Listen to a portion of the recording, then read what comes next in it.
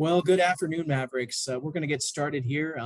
As people start coming on in, we'll get started. And just want to say thank you to everyone joining us today. Welcome to our monthly UNO Alumni Professional Series webinar. My name is Nathan Hankinson, and I am the Assistant Director of Alumni Engagement. I'm excited to be a part of this series as UNO graduate and lifelong Omaha native, and it is my privilege to serve the UNO alumni community. That being said, a few quick notes before we get started with today's webinar. First, all our visitors today do not show up on anyone's Zoom screen, so please don't worry about being seen. However, we always are open to adapting webinar structures to further enhance our event. So anyone interested in future sessions with more interactivity and visibility, please respond in the live chat with the word camera, and you can do that now. So if anyone's interested in being seen and having more back and forth in terms of dialogue, just go ahead and comment in the chat camera, and we will certainly keep that in mind for future sessions. Secondly, in the spirit of engaging our webinar attendees, we are encouraging everyone here today to participate in the live chat. It can be anything from a question to a comment, and anyone that does post in the live chat will be entered into a raffle to win a UNO alumni t-shirt, which will be mailed to you. So the more you comment and ask questions, the better the opportunity to win. And thirdly, if anyone in attendance today would like to receive a UNO alumni pin, like the one you see here, and I'm going to quickly share my screen here. If you'd like to receive this alumni pin, please just reply to the email that you received for this particular event and invitation. So if you have any interest in alumni pin, we'd love to get that out to you. And if you have any questions about that, please don't hesitate to reach out to me after the webinar. Awesome. And then just give me 1 second here. Perfect. Okay, so today it is my pleasure to welcome Skylar Brook, who is a UNO graduate with both his undergraduate and master's degree from the university. He is also the Assistant Director of Strength, Conditioning, and Fitness at UNO's Wellness Center.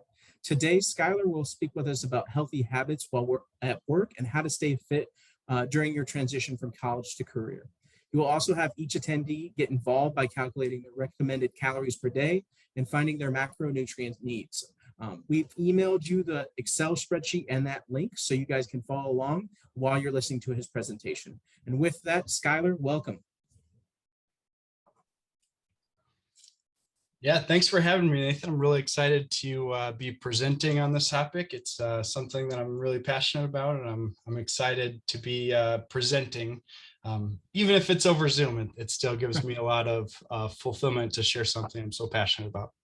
Sounds great. Well, thank you very much. And before I turn the reins over to Skylar, please note, as mentioned earlier, that if you have questions for him, feel free to put those in the chat box at any time. We'll try to address those later in the presentation, but we certainly want your feedback and engagement. So with that, welcome.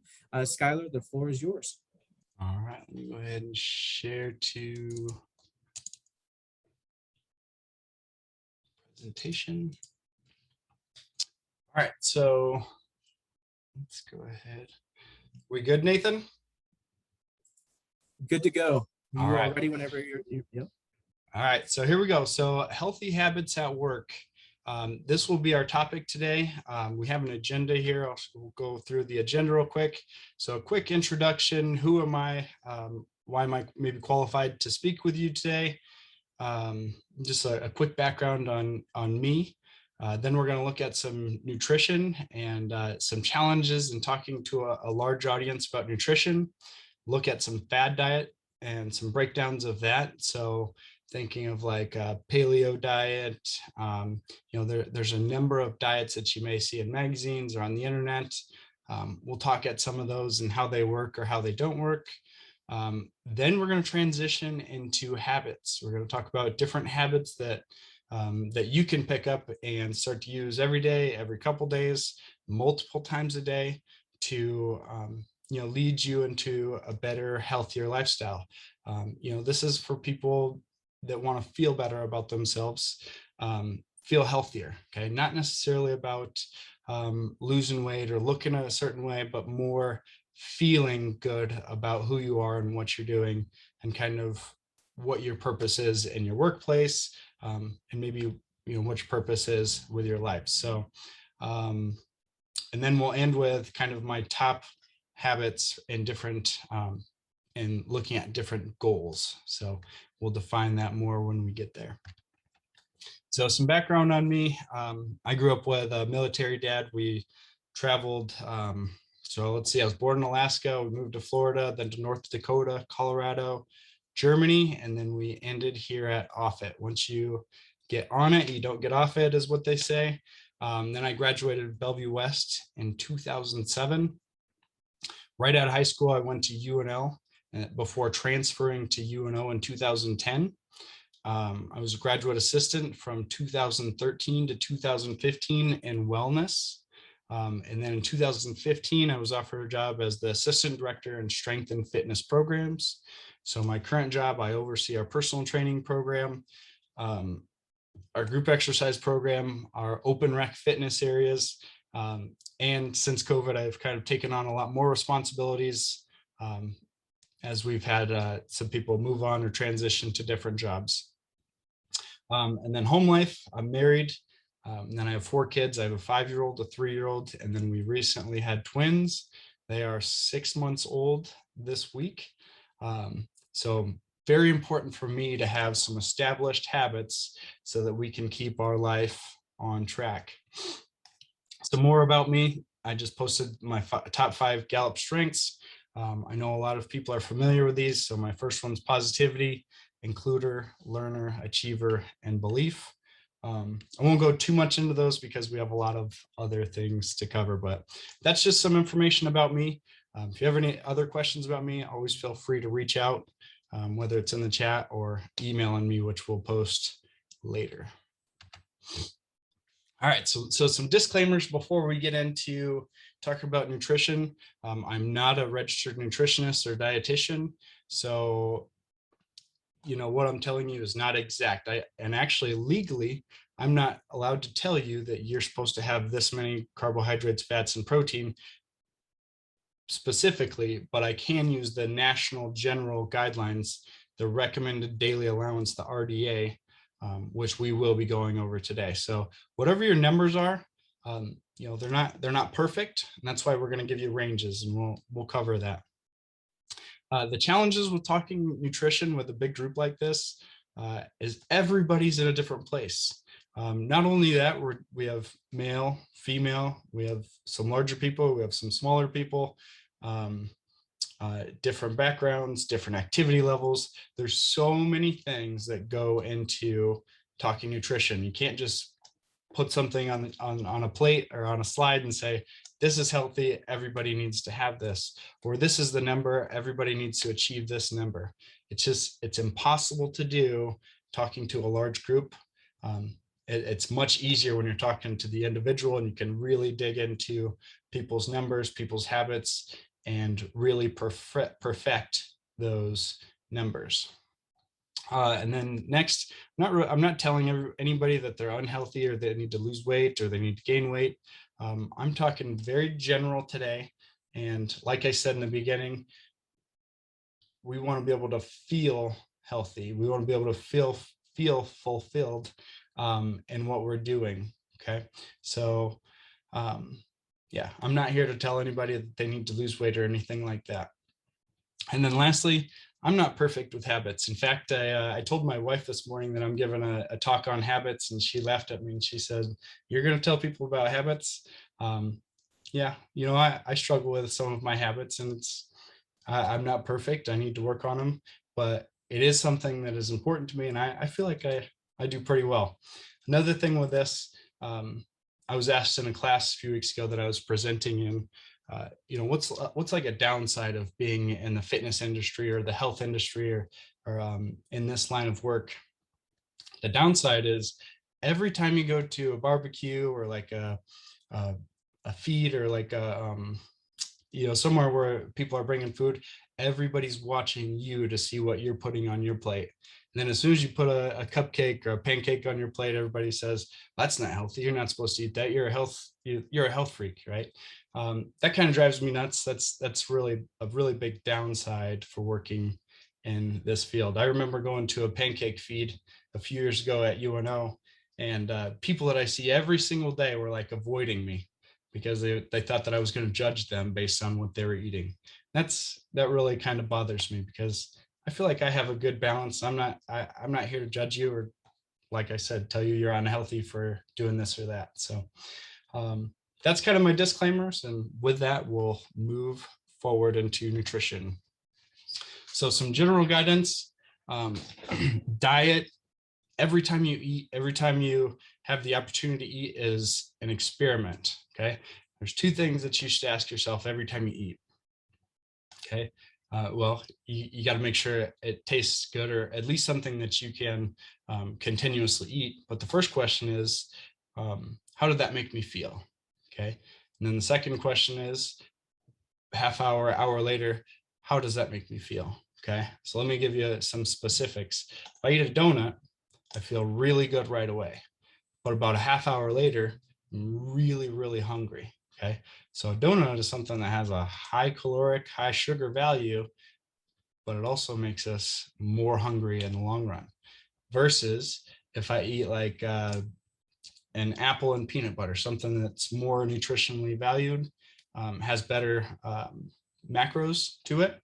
I'm not only going to feel good about eating it, it's going to taste good, but about 30 minutes later, I'm still going to feel full. Very rarely will you say, "Oh my gosh, I had too many apples this morning," right? We don't hear people say that. So diet is an experiment. Every time you eat, you got to ask yourself, how did that make me feel? And then again, a half hour later, how did that food make me feel? Then next one, no need to be perfect. You have days of the year, you have weeks of the year that are like special occasions. You got to take advantage of those. Um, we'll talk more about that on the very last slide, but no need to be perfect with this. We're going to look at your numbers today.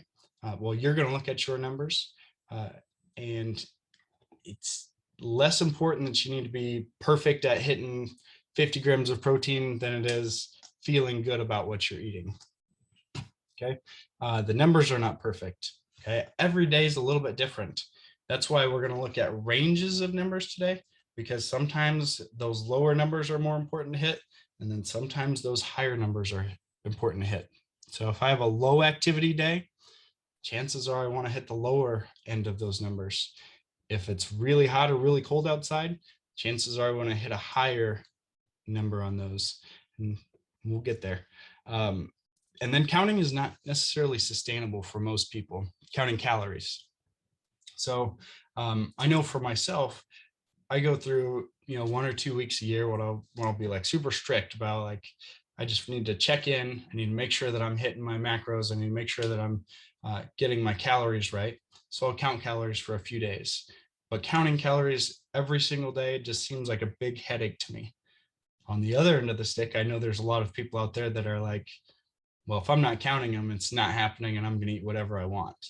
Okay. So I understand that there's multiple viewpoints on that, but counting, in my opinion, is not sustainable for most people. I'd actually recommend doing it for a few days, identifying, okay, that's what a 2000 calorie day looks like, or okay, that's what a 1500 calorie day looks like. And then kind of just taking that forward. And then the last one I have here is develop a routine.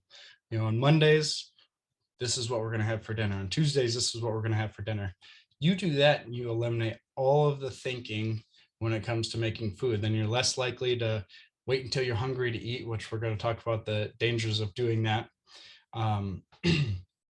Getting into that routine, it totally eliminates the idea of, when I get home, I'm starving. Now I'm going to eat whatever I want.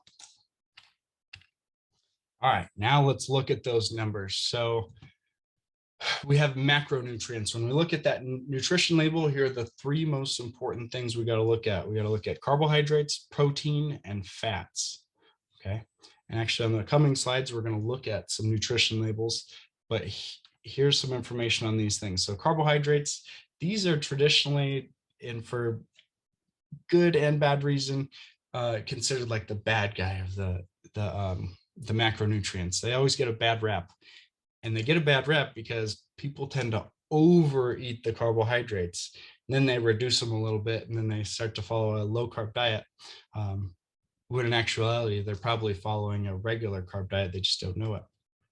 So the RDA, recommended daily allowance, is between 35 and 45% of your total calories. So if I am following a 2,000 calorie diet, 700 to 900 of those calories is coming from carbohydrates, or 175 to 225 grams of carbohydrates per day. Protein also supplies 4 calories per gram. So if I have something that has 20 grams of protein, you can expect 80 calories to come from that item. The RDA for protein is 10 to 35%. Now that's a pretty big range.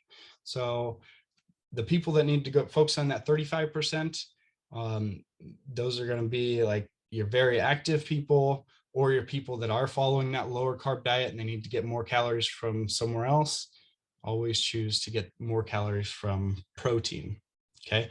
Versus if I am a vegetarian, if I follow a more sedentary lifestyle, you should probably stick closer to that 10%.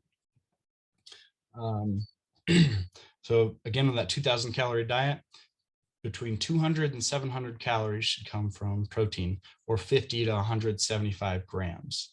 Fats, if I follow that 2,000 calorie diet, 400 to 600 calories, or 44 to 66 grams. In general, for most of the population, you should follow this rule: this ratio: 3 carbohydrates, 2 protein, and 1 fat. That's like your complete meal, okay, or your complete macro profile. So in the most simplest terms, for myself, this is actually what I do: is I try and hit 300 carbohydrates, 200 protein, and 100 grams of fat. And I have ranges, but that is my goal every day. Okay, and when we look at nutrition facts, we'll actually refer right back to this. I want to jump to this really fast. So this is the link that was sent to everybody. So if you just type in your information here, this is very quick. Okay. And then you can select which one of these is you, calculate there, and I get to 3,095 calories. Now I selected this website because Skylar, sorry to interrupt. I just wanted to let you know, we if you can share your screen on that calculator page, that might be helpful for the attendees. We there? Perfect. Yep, we're there now. Okay. Yep. All right. Sorry. So I've typed in my information here and I've hit calculate, and it gives me 3,095 calories. I've selected this website. There's a lot of websites out there, but this website doesn't spam you a lot, and it's pretty accurate. Like I said, there's a lot of different resources to find this, but I use this one because there's not a lot of ads popping up. So highly recommend you doing this sometime, whether it's during this presentation or sometime during today, just to find your caloric value that you should be hitting around each day. Okay, and then we're going to open up our next thing. And I'll make sure to share this.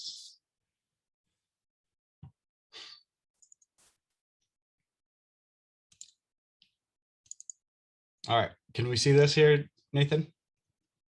Good on my end. If anyone's having any issues, please just let us know in the chat. All right, so this is the document that I sent to everybody.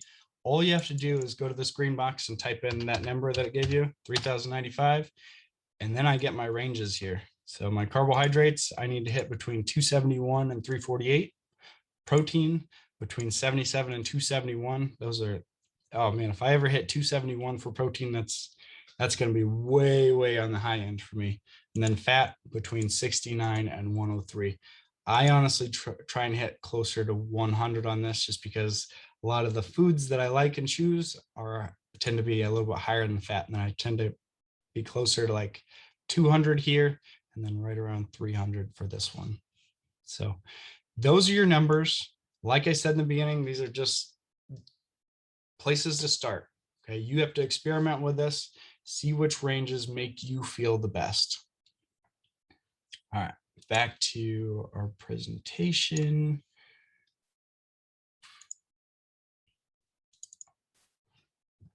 Okay, so in general, follow this guideline here: 3 carbohydrates, 2 protein, and 1 fat. Now let's look at this on an actual nutrition fact sheet. Okay, so here's our nutrition food label. This is actually my favorite nutrition label of all time. If anybody works for Dannon and sells this 000 yogurt, I'm still waiting for a paycheck. I tell everybody that I talk to about nutrition, they should be eating this yogurt. So I'll tell you why here in a second after we look at what to look at in a nutrition label. So first thing, we flip our item back over and we look at the calories. Okay, so I know in this cup of yogurt, I'm gonna have 100 calories, okay, per serving. One serving is 1 cup. Okay, the next thing I look at is serving size. So let's say I open up this can of yogurt and I eat the whole thing. Okay, so I have to multiply all of these numbers times 4 because there's 4 servings in this container. So if I eat the whole thing, it's going to be 400 calories. Okay, you know, take that with a rule of thumb. We'll look at the bottom, what's recommended for a snack or a meal. But I'm going to have 0 grams of fat in that. I'm going to have 40 grams of carbohydrates, and I'm going to have 60 grams of protein.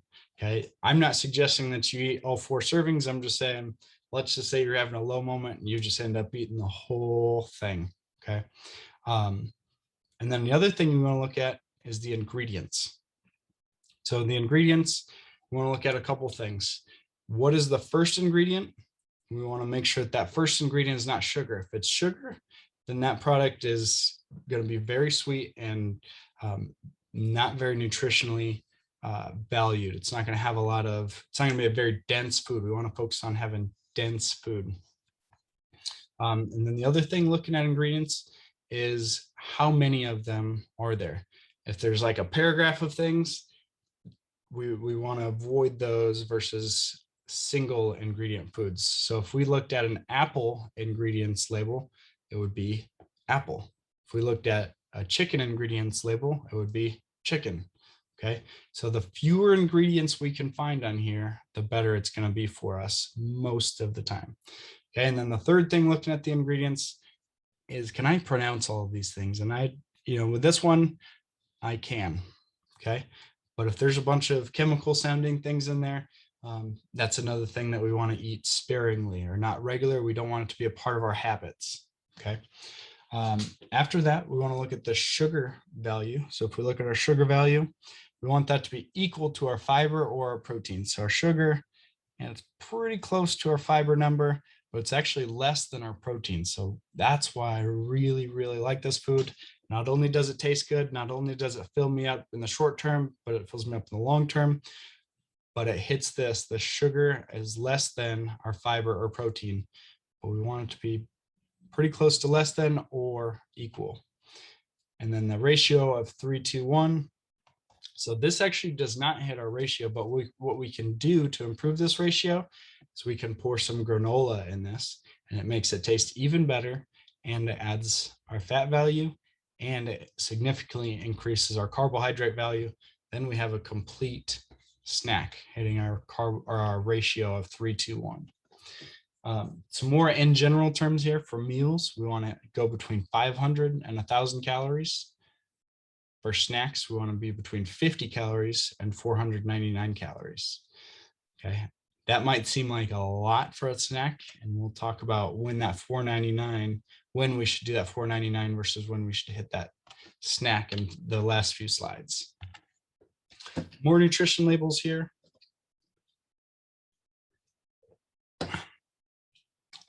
This middle one, this is having a can of soda, like I think this is Mountain Dew. So we quickly look at this, we look at those calories, 170. Okay, so if I drink this whole can, it's going to be 170 calories, 46 carbohydrates. So if we go back to our recommendations for a 2,000 calorie diet, we've already hit 46 just by hitting that one can of soda or pop, whatever you call it. Okay, and then if we look at this one, I always love to show this one off. This is Oreos. 3 Oreo cookies is 160 calories, and 14 times 3 is what, about 45? 45 grams of sugar, and then 75 grams of carbohydrates. So I don't know about you, but I'm eating way more than 3 Oreo cookies every time I have Oreos. Okay. Very few times, unless you just handed me 3, like these are the last 3 in the box. That's the only time I'm only having 3. Otherwise, I'm having at least 6 cookies. Okay. All right, let's look at some meals. So I had a lot of fun with this here. My On the way to soccer, we were taking my 5-year-old to soccer. My wife stopped at Scooters and got this drink. And I was like, that is just straight ice cream. Okay. I said that in my head. I didn't say it to my wife because my wife might take that the wrong way, right? But this is what she ordered. It's called a Caramelicious. And I looked up the facts for it. Total carbohydrates, 88, sugar, 72. Okay, so if we look at our numbers here, 72, we're almost halfway through our carbs just by having this one scooter drink. I'm not saying don't ever have this drink. I'm saying this has to be like a big time reward, like a birthday. Um, you're having a really bad day and you need something to cheer you up. That's when you have something like this. This should not be like a Monday through Friday drink. It shouldn't be a habit to have this drink. And then if you combine that with some like a McDonald's sandwich, you're really increasing the caloric value here. The best sandwich here is actually this top one, this Egg McMuffin, has our perfect values. So we have 30 carbs, 17 protein, and 13 grams of fat. That's almost to our 3-2-1 ratio. Okay, so this would actually be our best option going to McDonald's. If we just randomly look at another one here, so let's look at this one. So 30 grams of fat, 30 carbs, 21 protein. This is good. This is good. Our fat is just a little bit high. All right. Now let's say we go out for lunch. We're going to look at a couple different lunch options. We get a 6-inch Cali Fresh turkey, a Gatorade, bag of chips. What are our nutrition facts? So our calories in the sandwich, we actually are okay with the overall calories. Our fat's a little high. We'd like that to be 10 to 15 grams instead. But if we look across this whole meal, we end up doing okay. Okay, we're at 810 calories, 32 grams of fat, 101 carbohydrates, 30 protein. So we're at 3-1-1 is pretty much our ratio there. Okay, so not bad. Let's look at Runza. Everybody likes Runza around here. So our total calories is not bad. Our fat actually is not terrible. It's a little bit high, but we almost got our ratio here. Okay. So this, again, it's not a terrible meal if you do it once a week or even twice a week. But this shouldn't be something that you stop Monday through Friday and have a meal like this. Okay. If we look just at this lemonade, there's 57 grams of carbohydrates in that, which puts us almost to half to a third close to our total macros for the day. Chipotle, one of my favorites. So this is getting the tortilla versus not getting the tortilla. You can look what that tortilla does. So it takes 19 grams of fat away. It takes, let's see, I can't do math really quick, 75 grams of carbohydrates. And then I think this adds a little extra protein, but you can see the difference in having tortilla versus not, and how many calories that adds. Now, if you're one of the people that really likes the burrito, you just have to kind of take that into account. I've already had 115 carbs. Now you kind of have to adjust going into the rest of your evening. All right, and then I made the most simple thing that everybody can make at home. You can buy a week's worth of this for about $15. So I got this bread, turkey, cheese, chips, and a Diet Dr. Pepper. 700 calories, 20 grams of fat, 66 carbohydrates, 61 protein. Love these macros here.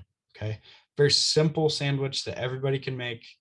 Takes you about 2 minutes, costs you $15 for a week's worth of food. So not only are you saving money, but you're hitting all your macros, but you miss out on a little bit of the taste. Okay, so you kind of have to, if I'm going to take away a little bit of the taste, but I'm saving a lot of money, okay, you got to defend what you're doing. You got to justify it to yourself what you're doing. 100-calorie snacks.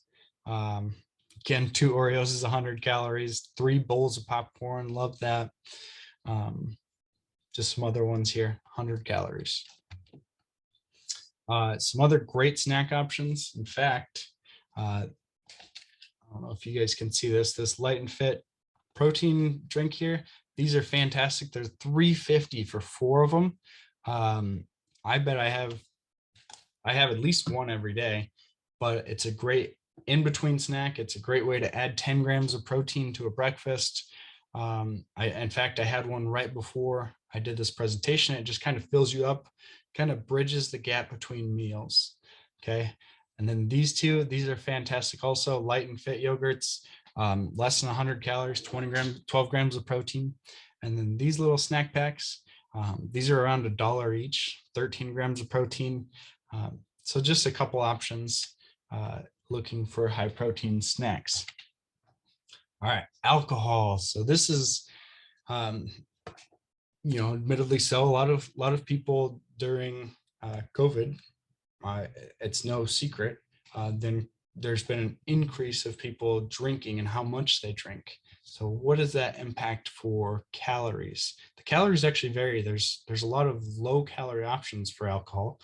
And you can get seltzers that are 100 calories, and you can get IPAs that are like up to 400 calories. But what does alcohol do to our hunger?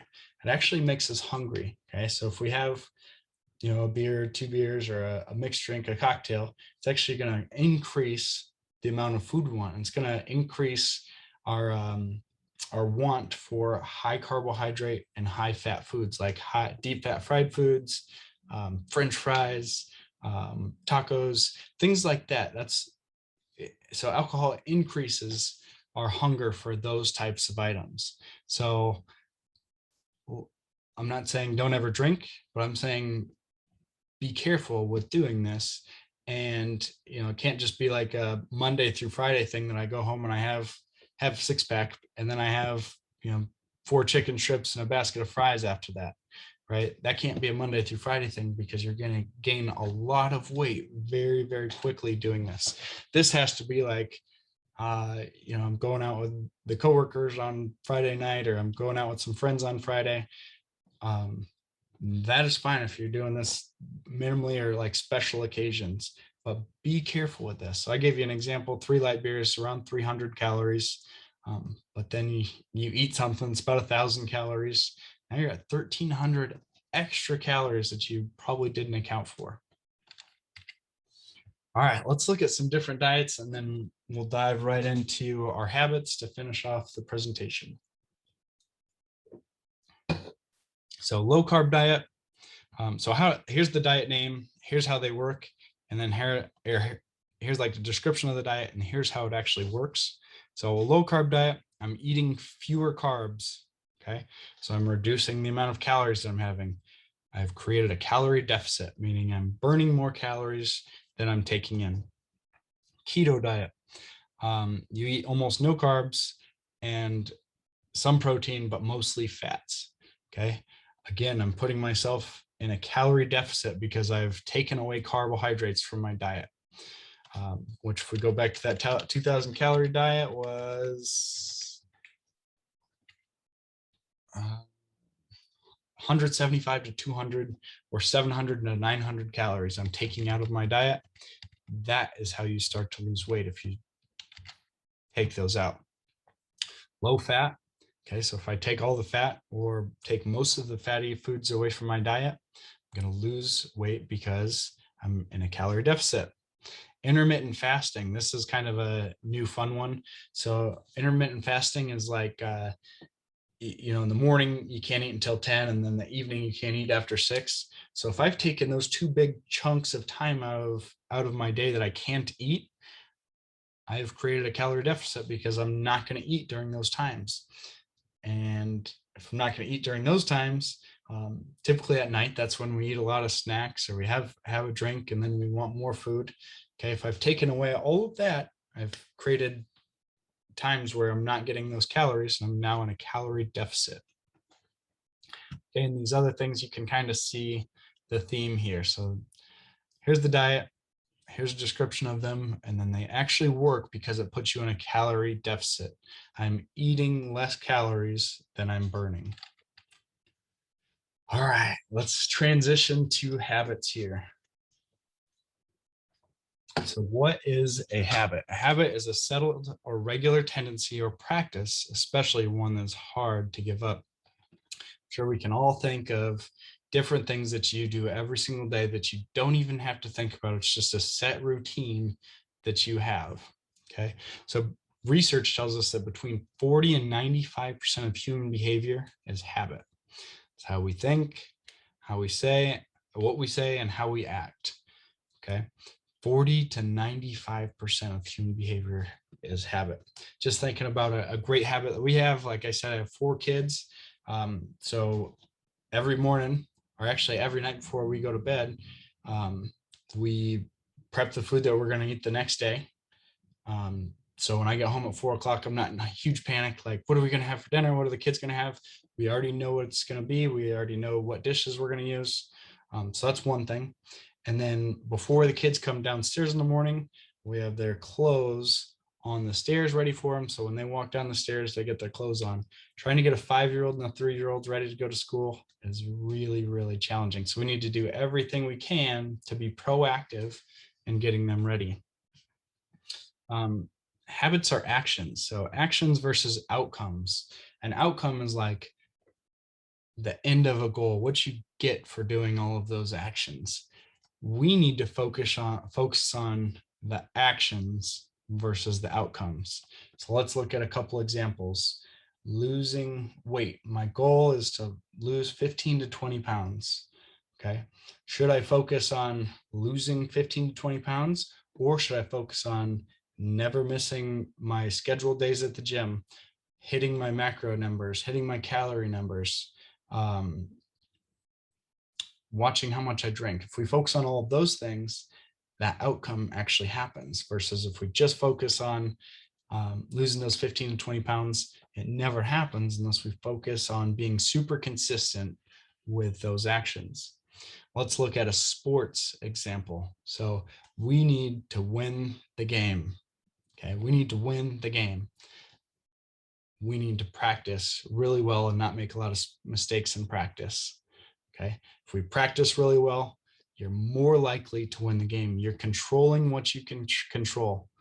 Okay, so practicing really well, reducing the amount of mistakes, playing really well together is going to result in us winning the game, versus just focusing all week on, we need to win the game, we need to win the game, we need to win the game.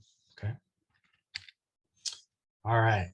Habits of highly effective people. So this is a pretty classic concept, pretty old book actually, but it still is so effective if we just focus on these 7 things. So if you're ever stuck at work, you're not sure what to do. Should I go this way? Should I go that way? Should I email this person back? Where should I start? These 7 things may help you get over the hump. And I actually have this hung up right behind my computer. 7 habits of highly effective people. If I ever get stuck, I just look at those and say, what can I do to get over the hump here? So be proactive, begin with the end in mind, put first things first, synergy, think win-win. All right, what does be proactive mean? Control what you can control. Be proactive rather than reactive. So we all probably know, or maybe it's you, once something happens, we just start to complain about it. All we do is complain about it instead of doing something about it. Okay, we can control those actions. We can prevent things instead of fixing things. Nutrition example, preparing lunch instead of waiting until you're hungry. Okay, that is controlling what you can control. If you wait until you're hungry, okay, if you don't know what you're going to eat until it's 11:30 and you do lunch at 12, chances are you're just going to go to the most convenient place, which is usually like a fast food or somewhere that's just really convenient, that doesn't have a whole lot of nutritional value to it. Packing snacks, identifying that time of the day where you're most hungry. For me, that's 10 a.m. So I have a little snack when I wake up in the morning, and then I actually have a full-on breakfast at 10 a.m. because I know that's when I'm most hungry throughout the whole day. okay, versus forcing myself to eat really fast and then I'm hungry again at 10 a.m. because I'm always hungry at 10 a.m. Okay, so either packing snacks or identifying that time of the day and bringing a full-on meal at that time. Um, keep going here. So begin with the end in mind is number 2. So the example that is used in the book here is think it's the end of your life. You're sitting in the casket. What are the people around you saying about you? Okay, what legacy are you leaving? And are you doing the things right now that are going to get those people to say those things? How will you be remembered? So here's some more specific examples. When you finish college, what do you want to say you learned or you are now an expert on? When the week is over, what can you look back and say that was a great week because I did X? Okay, so identifying that thing on Monday and then working all in to finish that one task. Look at your dream job qualifications. Now begin working on getting those qualifications. When you retire, what do you want people to remember about you and your organization? Okay. Put first things first. What are the things that are most important to you? Are you spending your time, effort, and energy on these things? Make a list of, so I want you to try to do this later, make a list of your top 5 most important things in your life. And do you spend most of your time on those things? Okay, if you did it, it's probably like my family, my health, maybe religion, um, you know, might be some of those things. It's not spending a lot of time on social media. It's not spending time on Netflix. It's not reading articles. Okay, maybe it is, but are you spending most of your time doing the things that mean the most to you? Work example. What time of the day do you have the most energy and when are you most creative? Schedule your most important tasks during those times. So for me, I schedule my more important things at 1 o'clock because I usually work out from 12 to 1 and my mind is usually working very fast right after my workout. It's another great benefit of working out. Complete easier hard tasks first. I would argue that you always complete the hardest thing first, and then the rest of your day is easier. Work all in on the hard task first and get most of that done or all of it done first, and then work on the easy tasks. The argument is you get all of the easy tasks done so you can just kind of close those windows and then you can go all in without focusing on anything else on the hard task. Think win-win. So collaborations. Can 2 businesses work together to create a bigger audience? And then this is what the book uses actually is avoid putting others down to make yourself feel good. The one-upper. We've all had that one person in the office that, you're telling them a story from the weekend or from yesterday or last night, and then they're just waiting for you to finish. So because they have a better story they're going to tell you. Don't be that person. That's really hard. Hard for them to trust you, and they're not going to tell you more stories after you've done that. Seek first to understand, then to be understood. So think customer service. You're talking to a customer, an upset customer. Instead of waiting for them to finish and then jumping on them, you can reflect what they just said and then tell them what your policy is. Okay. Listen with the intent to understand versus the intent to respond.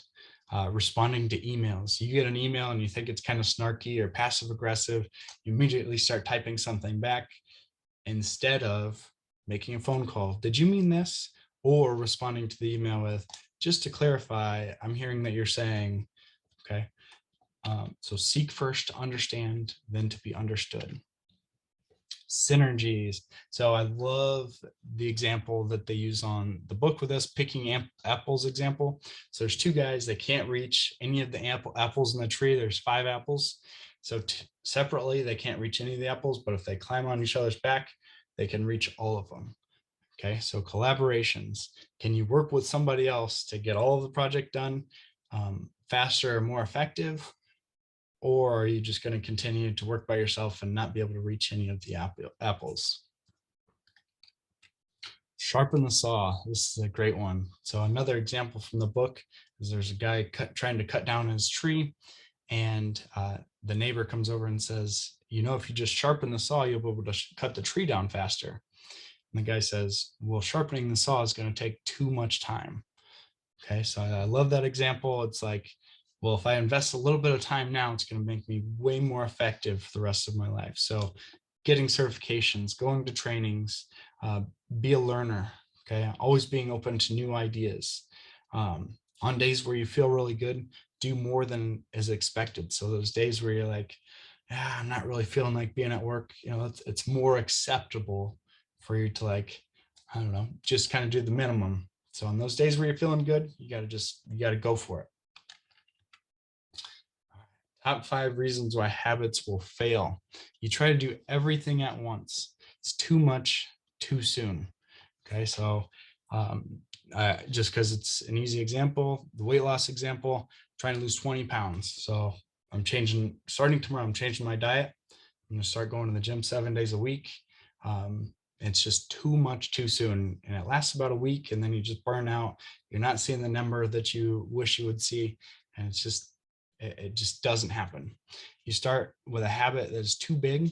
You get overwhelmed and frustrated that you aren't making progress. You're focusing on the outcome, not the actual behavior. We went over that already. You don't change your environment. Okay. This was something that I really struggled with. So the way I was driving to work, or my environment, I drove past this gas station every day, and I got into the habit of stopping and getting this breakfast sandwich because it was so good.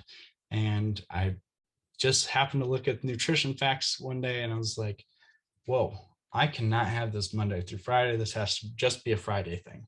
Okay. So now I look forward to that Friday morning, stopping and getting that breakfast sandwich. It's really good. It's from I don't need to talk about it. So you assume small changes don't add up. Okay. Even just like buying a new pair of workout clothes, something that you look forward to wearing, okay, will get you to that action of showing up to the gym and working out. Let's go to our last 4 slides here. All right, so saving money habits, creating a budget, pretty simple. I saw the next presentation here in the alumni presentations is somebody talking about financial health. Create a direct deposit into savings and retirement. So as soon as you get paid on the first every month, you automatically send $20 to your retirement, or $100 or $300. It's going to be different for everybody.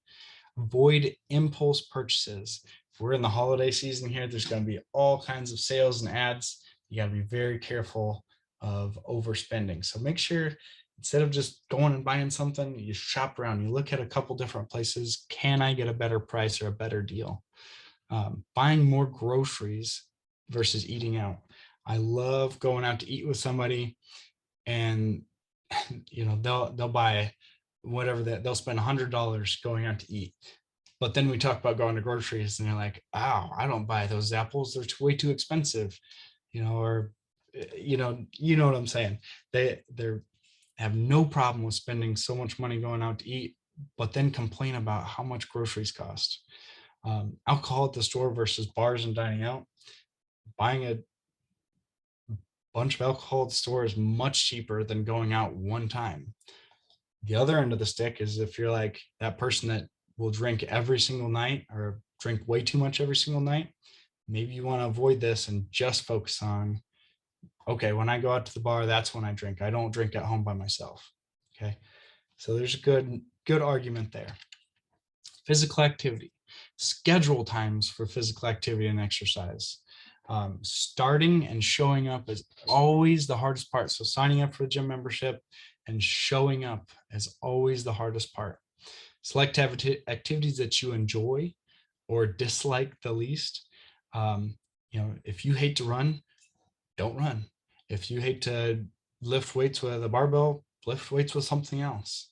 Okay. If you have no idea what you're doing, sign up with a trainer. Okay. Pack clothes the night before, put them by the door. So you got to pick them up on the way out. It just increases your likelihood to stop at the gym. Pick a gym that is close to your home or on the way to work. So you have to drive by the gym.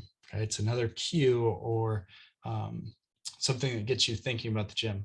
Find a workout or accountability buddy. Okay. There's no doubt going to be a day where you're like, I don't feel like going today. That's where you need that person to text you and say, nope, we're going. I need you today. You got to be here for me. Okay. You got to have that accountability buddy. Weight management. So eating food that makes me feel good and long-term versus a short-term. Carrying a water bottle around, drink more water than any other beverage, meaning between sodas, energy drinks, coffees, alcohol, if those add up to 100 ounces, I better have 100 ounces, 101 ounces of water to balance that out. This is one of my favorites. Avoid saying I might as well. Okay. This is where we open that thing of Oreos and we have 3 Oreos and they were so good. Well, I've already lost my diet now. I might as well just keep going. And then you end up eating a whole sleeve of Oreos. Okay. Avoid saying might as well. Enjoy those special occasions. There's 365 days in the year. There's 10 holidays, birthdays, special occasions, tailgates, cocktail parties. You got to enjoy those special days. Those are days where you're off that macros mean nothing, calories mean nothing. You got to enjoy those days. Eat more calories if you're very active, eat less if you're sedentary, eat items with few ingredients, numerous ingredients. Think about what you're going to eat before you're hungry. If you wait until you're hungry, like we talked about, you are just going to go and find the closest food you can find. Prepare meals 80% of the time and then eat out 20% of the time. Okay, this is a good 80-20 rule. And then the last thing, got to have a fallback meal. So think about what you're going to eating before you are hungry. Let's say you got so busy and now you're just starving. You got to have something that you can make in 2 minutes or less, something that you look forward to. And for me, that's a peanut butter sandwich. There's good nutritional value in that. It hits all my macros. And I feel good after eating that. So that is my presentation. I think I barely made it in time. If you have any questions, please let me know. I kind of sped through there. So if you have specific questions, let me know. Sounds great. Well, thank you very much, Skylar. I really appreciate the presentation. We do have some questions that we're hopeful to get to before 1 o'clock here. The first question we had was on the slide with the yogurt and you showing us one of your preferred yogurts that you like to eat. Linda asked, she eats plain yogurt with fresh berries, flax, hemp seed, cocoa nibs in the morning. How does this yogurt compare? I just don't like the taste of stevia at all. So if you could just comment on that. I will say that these do have stevia and they are pretty sweet. I'm personally, I really like sweet things. So I tend to have a preference towards this. My wife, however, is much like, do you say Linda? Yeah, Linda. Linda, Yep. she just likes it plain and she wants to add her own berries, add all natural stuff like that. That's not necessarily my preference. I like the really sweet things. But Linda, I think you have a really good thing with the flaxseed and the berries. Perfect. And then moving right along, there was a kind of a dialogue between Linda and I in the chat. I had mentioned with the sandwich when you had the turkey and the cheese and the bread that maybe didn't have as much flavor. Could we add hot sauces to add flavor without adding calories? And then Linda followed up on that with mustard, pesto, or guacamole or hummus. How do they rate in terms of adding to that? So mustard is actually a fairly low calorie thing. You got to be careful with some condiments. Ketchup can be really high. You're not going to probably add ketchup to this. Hummus is going to be, it's going to have some fat value, but not very much. I mean, you're not going to add so much that it's going to like put it over the top. Avocado would be another, like an avocado spread would be another thing that I would add to this. That's not going to put it over the top either. And you still got some wiggle room here on that fat value that you can add those things and it would be totally okay. I just made something that was like, everybody can make this, right? But she is totally right. Perfect. Well, thank you for that. And the next question we had here was, my problem is carbs. What are some ways to help balance and get my recommended amount without overeating? So you think about the times where I don't know what this specific person's time that it is for overeating.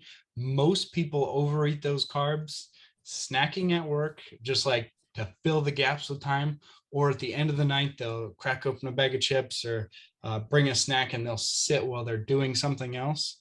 So my recommendation is when you're eating, just eat. Okay. Don't eat and do something else at the same time, but because before you know it, you've gone through a whole bag of chips, or you've eaten the full thing of popcorn, or you've eaten the whole thing of crackers, whatever it is. So whenever you're eating, just focus on eating. On those times where you're just trying to fill the gap, gum, water, just your mouth is looking for something to distract it during those times. You're not actually hungry most of the time. You got to distract your mouth with like gum, diet soda, water, things that are, lower to no calories, that are going to kind of give you that satiety feel. Absolutely. And the next question here, if you were going to follow one of the diets that you had posted, where all of them had the chart, yep, perfect. Is there one that you would recommend over another? It's different for everybody. I follow like a high protein diet. I would say it's closer to, it's not a low carb, it's just balanced. I think all of these diets can work for people. The challenge is just showing up and doing it consistently. What I suggest for people that are losing weight, for some reason, people are so stuck in how much they weighed in high school, and they're like, forever will fight to get back to that number. What I will say for weight, if you're going to weigh yourself, do it once a week on the same scale, wearing the same clothes, trying to eliminate all the variables. If you use more than one scale, if you weigh yourself in the morning and afternoon, those numbers are always going to fluctuate and be different. You're just going to drive yourself crazy. So weigh yourself one time a week, same scale, same scenario. Okay. And then try and stick with one of these as long as you can. Okay. On Perfect. most days of the week. Thank you. And the next question we have here is from Bailey. What are some tips for incorporating exercise and activity into an otherwise busy workday when you don't have time to stop at the gym or a scheduled workout?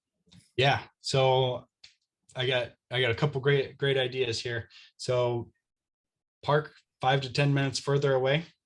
Walk to work. Maybe not on days like today, but like on all the nice days, park a little bit further away. Get 5 to 10 minutes of walk there, 5 to 10 minutes of walk for lunch, 5 to 10 minutes of walk at the end of your day. And before you know it, you're already almost at like 30 minutes of walking or activity. The other thing is get a water bottle and drink a lot of water. It forces you, I mean, you have no choice but to get up every hour and go to the bathroom. So it like cues you to get up. I mean, you have to get up to go to the bathroom, right? So drink lots and lots of water, just because it keeps you moving. You don't just get stuck at your desk for 5 hours straight, right? You get up and at least split your day up a little bit. Absolutely. Thank you for that. And the next question we had here was, Skylar, do you use a journal or planner to organize / work on your habits that you mentioned, or just remember everything? I would say right away, the best way to like stick with things is to like write them down. And I have a whiteboard right behind me, and I always write down like goal of the day or something new that I'm working on. Just so every time I leave my office, I turn around like this and I look at it, right? I have to, I mean, unless I'm like doing this as I walk out of my office, I like have to see it. It like cues me. Another thing that has worked for people is smartphones are incredible for this, is you put something in your schedule and then you get a notification, like getting a text message or an email pops up and it says, drink some water or go for a walk, or all of those habits that we discussed that leads you to your ultimate goal.